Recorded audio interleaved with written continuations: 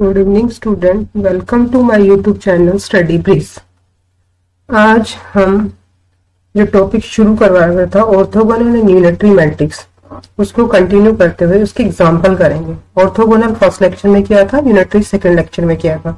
आज third lecture शुरू करेंगे और उसमें हम उसके कुछ एग्जाम्पल पढ़ेंगे। तो एग्जाम्पल नंबर फर्स्ट है हमारे पास।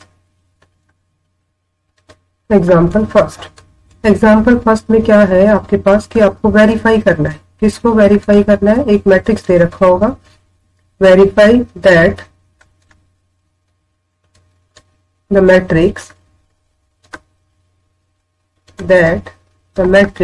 A is a proper orthogonal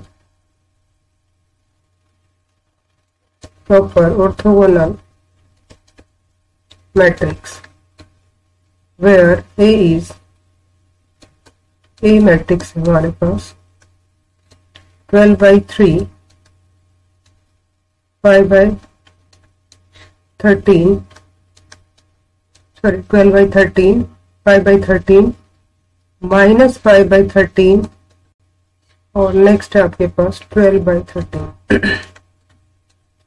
ये आपके पास एक मैट्रिक्स है, इसको वेरीफाई करना है। हमने आपको बताया था कि प्रॉपर के लिए क्या होना चाहिए, ए को ए डैश से हम करें तो पहले तो क्या होना चाहिए, पहले तो इसको क्या करेंगे हम ऑर्थोगोनल, ठीक है। और उसके बाद क्या करेंगे हम ऑर्थोगोनल के बाद इसको प्रॉपर। और प्रॉपर के लिए मैंने क्या कहा था कि उसका मैग्नीट्यूड मीन्स उसका डिटरमिनेंट्स निकालने और 1 आ जाता है तो प्रॉपर है, अदरवाइज नो। तो सबसे पहले हमें इसके लिए क्या करना पड़ेगा, ए डैश फाइंड आउट करना पड़ेगा, क्योंकि हमारे पास ऑर्थोगोनल की डेफिनेशन ये थी कि A into A dash is equal to I, ठीक है। तो ए डैश मतलब ट्रांसपोज। तो ट्रांसपोज क्या है आपके पास 12/13 5/13 ट्रांसपोज कर देंगे इसका, माइनस के 5/13 और लास्ट आपके पास क्या आ गया 12/13। ये इसका ट्रांसपोज कर दिया। अब हम क्या करेंगे, मल्टीप्लाई करेंगे ए को ए डैश से। तो क्या आना चाहिए आपके पास आइडेंटिटी मैट्रिक्स, क्योंकि हमारे पास ऑर्थोगोनल की ये डेफिनेशन थी। तो हम इसको ए को ए डैश से मल्टीप्लाई करेंगे। तो ए तो आपके पास क्या था यहाँ पर, ए मैट्रिक्स था 12/13, सेकेंड रो का फर्स्ट रो का सेकेंड एलिमेंट था आपके पास 5/13 और जी आपके पास सेकेंड रो का फर्स्ट एलिमेंट था माइनस के 5/13 और 12/13 सेकेंड एलिमेंट। और इसको डैश से करेंगे, मतलब इसी के ट्रांसपोज से मल्टीप्लाई करें तो आइडेंटिटी मैट्रिक्स अगर आ जाता है हमारे पास तो हम क्या कहेंगे, ये कैसा है, ऑर्थोगोनल है। तो हमने इसका ट्रांसपोज कर दिया और उसके बाद हम इसको मल्टीप्लाई करेंगे। और जैसे ही हमने मल्टीप्लाई किया 12 को 12 से किया तो 144 डिवाइडेड बाय 169 माइनस इसको इसके साथ किया हमने तो कितना आ गया आपके पास 25/169। इसी तरह से नेक्स्ट रो करेंगे तो माइनस के 60/169 और इसके साथ किया तो प्लस का आ गया आपके पास 60 + 169, ठीक है। इसी तरह से इसको करेंगे तो ये 0 हो जाएगा और इसको करेंगे तो ये 1 हो जाएगा। आप करके देख लेना। तो आप देख रहे हैं कि 144 प्लस आएगा, सॉरी यहाँ पर प्लस आएगा तो ये आ गया आपके पास 169 divided by 169 which is equal to 1। ये 0 हो गया था, ये 0 और ये आपके पास 1। तो फाइनली आप देख रहे हैं कि आपके पास क्या आ गया यहाँ पर 1 0 0 1 और ये क्या आ गया आपके पास आई। दैट मीन्स जो आपके पास दिया हुआ है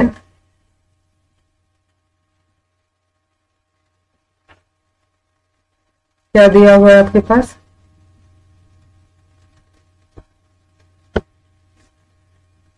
P1 मैट्रिक्स जो है आपके पास वो क्या हो जाएगा, ऑर्थोगोनल। तो आपने ये प्रूव कर दिया कि A into A dash is equal to I, ठीक है। तो आप क्या कहेंगे यहाँ पर, A is orthogonal, thus A is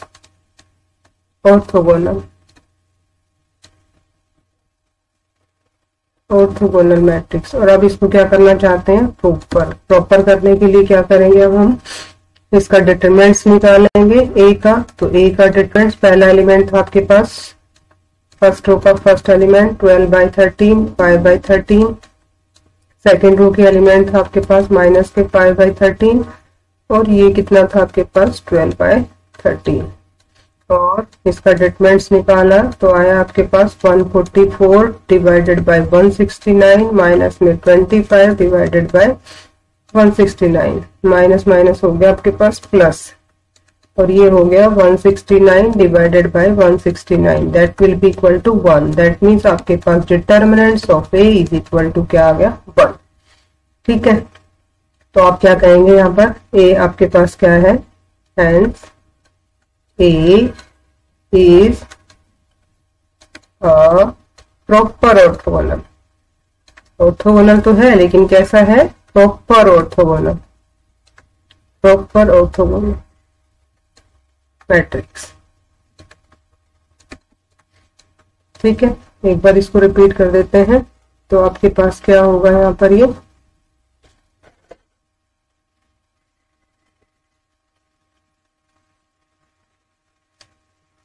दिया हुआ था कि एक मैट्रिक्स आपके पास दे रखा है, उसको ऑर्थोगोनल करना है।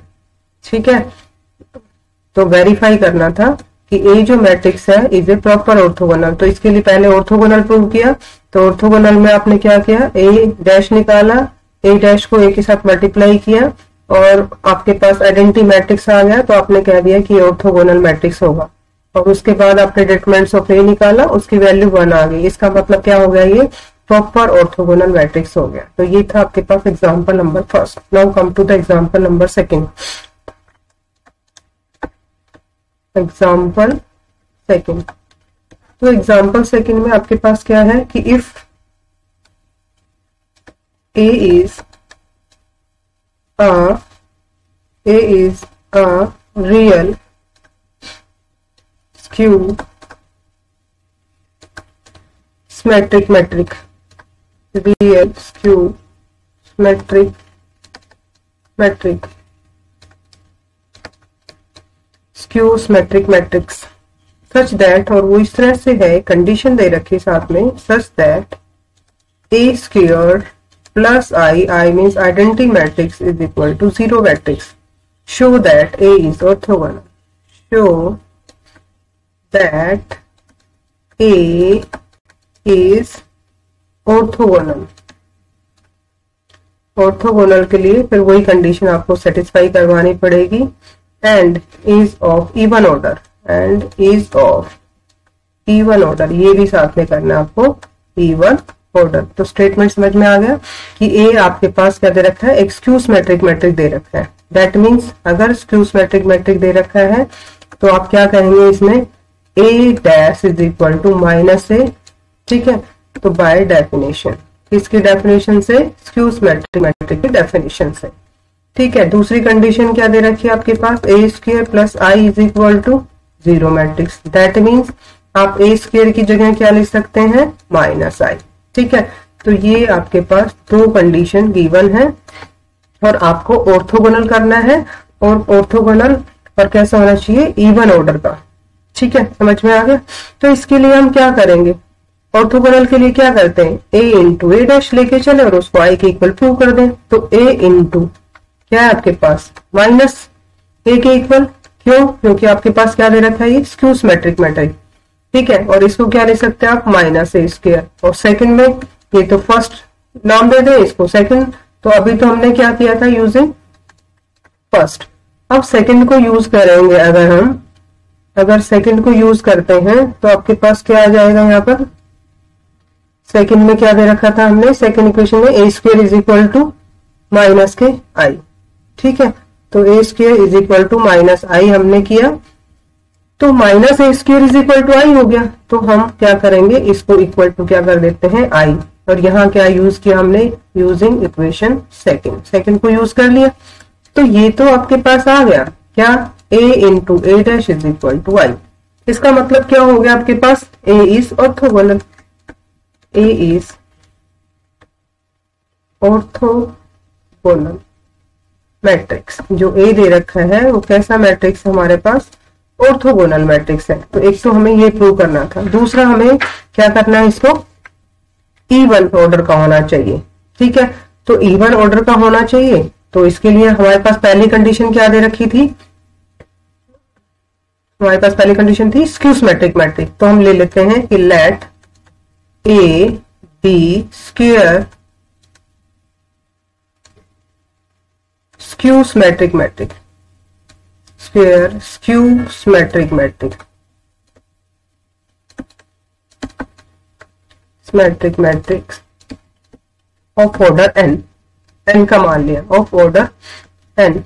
देन क्या लिखेंगे आप, a is equal to minus A dash. ठीक है, तो अब आप क्या करेंगे यहां पर कि a is equal to minus A dash, हम क्या करेंगे, इसका डिटरमिनेंट्स ले लेते हैं। तो टेकिंग, क्योंकि हमें इवन ऑर्डर का दिखाना है तो n की वैल्यू दिखानी पड़ेगी, तो टेकिंग डिटरमिनेंट्स बोथ साइड। अगर हम इसका डिटरमिनेंट्स ले लेते हैं तो अपने पास क्या आ जाएगा, यहाँ पर determinants of a is equal to minus determinant of a dash. और आपको पता है कि ये डिटर्मिनेंट ऑफ a हो गया, और किस ऑर्डर का लिया था हमने, n ऑर्डर का लिया था, तो -1 की power n into determinant of a dash. और आप इसको कैसे करेंगे, determinant of a is equal to -1 की power n into determinant of a। आपको पता है कि determinant of a is equal to determinant of a dash. आपने डिटरमिनेंट्स की प्रॉपर्टी को ही पढ़ा था, क्या पढ़ा था कि if you interchange the row and column the determinants will remain same. अगर रो और कॉलम को हम चेंज करते हैं तो डिटरमिनेंट्स हमारा सेम रहता है। तो हम a डैश की जगह, डिटरमिनेंट्स ऑफ a डैश की जगह a लिख सकते हैं। ठीक है, तो यहां तक क्लियर हो गया। तो अब हम इसको आगे करते हैं, और आगे आपके पास क्या होगा, यहाँ पर डिटर्मिनेंट ऑफ a, इसको इधर ले आते हैं, -1 की power n into determinant of a is equal to 0, और ये हो गया 1 माइनस 1 की power n into determinant of a is equal to 0। ठीक है, लेकिन a तो कैसा है हमारे पास, ऑर्थोगोनल। अगर a आपके पास ऑर्थोगोनल है तो आप क्या कहेंगे, यहाँ पर a ऑर्थोगोनल दे रखा है, तो इससे क्या कंडीशन आ गई आपके पास दो, कि आइदर 1 माइनस 1 की पावर n इक्वल टू 0 और determinant of a is equal to 0। ठीक है, लेकिन कंडीशन हमारे पास ये दे रखी थी कि a square plus i is equal to 0। i is the identity matrix और 0 मीन्स 0 मैट्रिक्स। तो इससे आपके पास क्या आया, a square is equal to minus i। ठीक है, और इसको क्या लिख सकते हैं आप, a into a is equal to i। लेकिन अगर आप करके देखें कि ये कंडीशन हमारे पास एप्लीकेबल है या नहीं है, तो इसके लिए अब आपको इस सेकंड कंडीशन से a स्क्वायर प्लस i की कंडीशन से चेक करना पड़ेगा कि हमारे पास डिटरमिनेंट ऑफ a की वैल्यू 0 आएगी या नहीं। तो आप यहां डिटरमिनेंट ले लो, taking determinant both side, taking determinants both side, both side. तो दोनों तरफ अगर हम डिटरमिनेंट ले लेते हैं तो आपके पास क्या आ जाएगा, determinant of a into a is equal to determinant of i, और i का डिटरमिनेंट्स आपको पता है 1 होता है, तो determinant of the first matrix into determinant of the second matrix is equal to 1। और ये वैल्यू 1 कब होती है, जब आपके पास डिटरमिनेंट ऑफ a की वैल्यू 1 आ जाए, दूसरे की भी वैल्यू क्या आ जाए 1। 0 आते तो फिर ये 0 बन जाएगा, नॉट एप्लीकेबल हो जाएगा। ठीक है, तो आप क्या कह सकते हैं, यहाँ पर क्या वैल्यू लिख सकते हैं आप, यहाँ पर क्या हो गया एक तरह से -1 की पावर n, क्योंकि आपके पास n बाई n ऑर्डर का था, इनटू में डिटरमिनेंट्स ऑफ i। अगर आप लिख सकते हैं इसको, तो फाइनली आपके पास ये आया -1 की पावर n, और ये क्या हो गया, नॉट इक्वल टू 0। और ये इधर आपके पास क्या आ गया था, determinant of a into determinant of a is equal to क्या हो जाएगा, डिटरमिनेंट ऑफ a का होल स्क्वायर। तो ये आपके पास वैल्यू आ गई। इसका मतलब आपके पास डिटरमिनेंट ऑफ a जो है वो नॉट इक्वल टू 0। तो फर्स्ट कंडीशन, एक कंडीशन तो आपकी फेल हो गई। इसका मतलब इससे आपके पास जो ऊपर था, इससे आपके पास क्या आ जाएगा, जो ऊपर आपने किया था दो कंडीशन आ गई थी आपके पास। कौन कौन सी कंडीशन आई थी? एक तो ये आई थी और एक ये। तो ये तो नहीं हो सकता, हमने कहा था या तो ये होगा या फिर ये होगा। तो सेकंड कंडीशन में आपके पास क्या है? 1 माइनस माइनस 1 की पावर n, ये आपके पास है। तो आप इसको इससे आप सेकंड कर सकते हैं। तो आपके पास इक्वेशन पे क्या आ गया था? 1 माइनस माइनस 1 की पावर n इक्वल टू 0। और ये आपके पास 0 कब हो सकता है? जब आपके पास n की वैल्यू जो है वो इवन आ जाए। ठीक है, तो ये 0 तभी हो सकता है when n is even। और n इवन हो गया तो आप कह सकते हैं, क्योंकि आपने a जो स्क्वायर मैट्रिक्स लिया था वो किस ऑर्डर का लिया था? n बाई n ऑर्डर का लिया था, n स्क्वायर मैट्रिक्स लिया था। तो a is even order, a is of even order. किस ऑर्डर का होगा? ये इवन ऑर्डर का होगा। तो ये थ्योरम ही थी, एग्जाम्पल में दे रखा है। तो इसको हमने इस तरह से किया। तो इसको एक बार रिपीट कर लेते हैं। एग्जाम्पल नंबर सेकंड में दो कंडीशन थी, एक तो हमारे पास ट्रू सिमेट्रिक मैट्रिक्स दे रखा था और एक आपके पास दूसरी कंडीशन दे रखी थी a square plus i is equal to 0। दोनों कंडीशन को यूज करके पहले इसको हमने क्या किया? ऑर्थोगोनल किया। तो एक बार तो ऑर्थोगोनल करना था, तो ये स्क्यू सिमेट्रिक मैट्रिक्स की डेफिनेशन लगाई, a square plus i is equal to 0 लिया और इससे हमारे पास ये वैल्यू आ गई। और ऑर्थोगोनल प्रूव करने के लिए हमें क्या करना होता है? a इंटू ए डैश को i करना है। और दूसरी कंडीशन का यूज किया और ये आपके पास i आ गया। तो आप कह सकते हैं कि ये कैसा हो गया? आपके पास ऑर्थोगोनल हो गया। ठीक है, तो ये ऑर्थोगोनल किया हमने इसको। और फिर इसी तरह से हमने फिर स्क्यू सिमेट्रिक मैट्रिक्स की कंडीशन ली और उससे हमने क्या करना है? इसको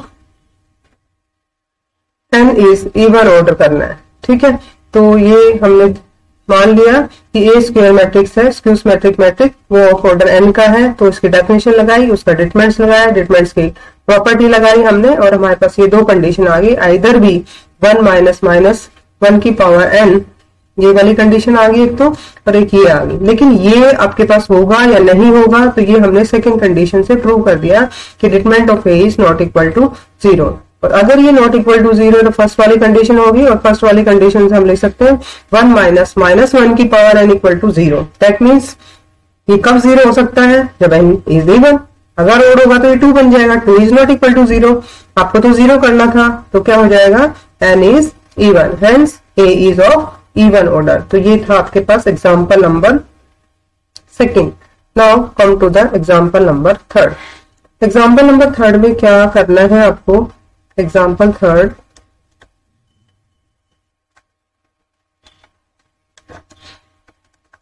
का स्टेटमेंट है कि ए और बी आपके पास दो नॉन सिंगुलर मैट्रिक्स दे रखे हैं। If A and B are two non singular matrices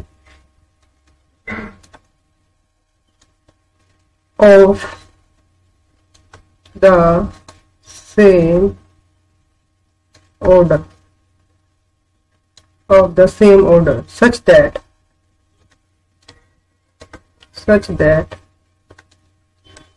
a into a dash is equal to b into b dash, show that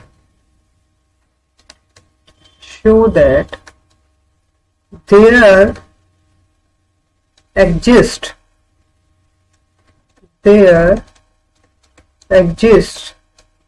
an orthogonal matrix P such that A is equal to B P। ठीक है, तो आपके पास given क्या है? Given है एक तो ये कंडीशन दे रखी है आपके पास a is equal to B P. ठीक है, और सेम ऑर्डर के आपके पास दो मैट्रिसेस दे रखे हैं। तो आपको इसको कैसे करना है? प्रूव या सॉल्यूशन भी कह सकते हैं, वैसे तो ये थ्योरम ही है। ठीक है, तो इसको अब हम कैसे करेंगे? ए और बी आपके पास नॉन सिंगुलर मैट्रिक्स ले रखे हैं। नॉन सिंगुलर मैट्रिक्स है तो that means determinant is not equal to 0। It is given that, ये भी आपके पास दिया हुआ है it is given that a into a dash is equal to b into b dash। ठीक है, और क्या दे रखा है, a और b नॉन सिंगुलर दे रखे हैं of the same order, and a and b are of non-singular matrix of same order। ठीक है, we find p for which a is equal to bp। p आपको फाइंड आउट करना है और उसको orthogonal दिखाना है। ठीक है, तो a इज इक्वल टू आपके पास bp दे रखा है, तो p क्या हो जाएगा आपके पास, क्या करोगे इसमें, post multiply by p inverse, तो a p inverse is equal to b p p inverse, और ये आइडेंटिटी हो जाएगा। सॉरी थोड़ी मिस्टेक है, तो क्या करेंगे आप यहाँ पर,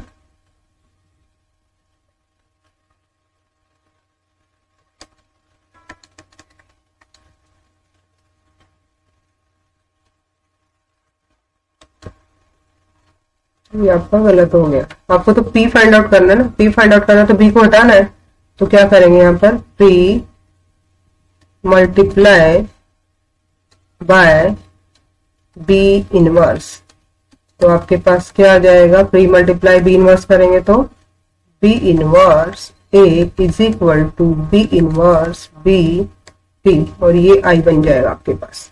ठीक है, तो इस तरह से आप p फाइंड आउट करेंगे पहले, और p को ऑर्थोगोनल दिखाना है, तो आपके पास क्या आ जाएगा यहाँ पर, p is equal to b inverse a।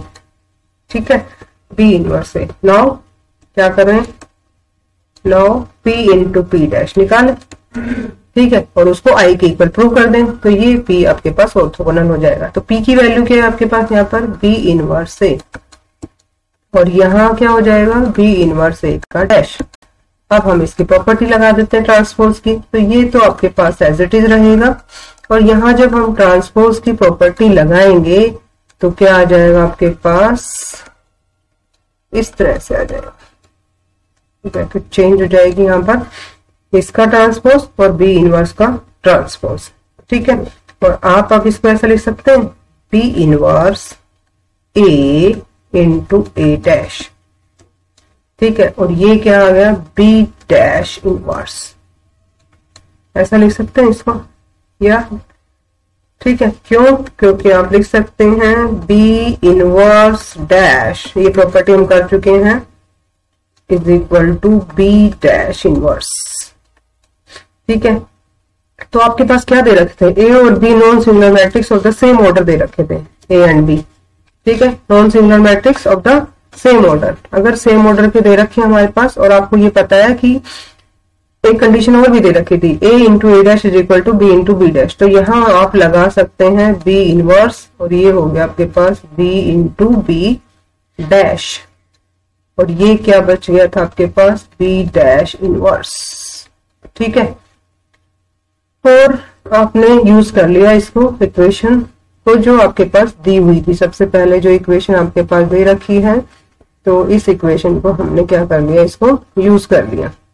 तो ये थी आपके पास इक्वेशन, यहाँ पर उसको नाम दे देते हैं जो इक्वेशन आपके पास दे रखी है, और सबसे पहले जो दे रखी थी इसको नाम दे दिया, यहाँ ऊपर है ये रही, इट इज गिवन दैट, तो ये फर्स्ट दे दिया इसको नाम, और हम कहेंगे यूजिंग इक्वेशन फर्स्ट, तो यहाँ हमने कर लिया यूजिंग इक्वेशन फर्स्ट,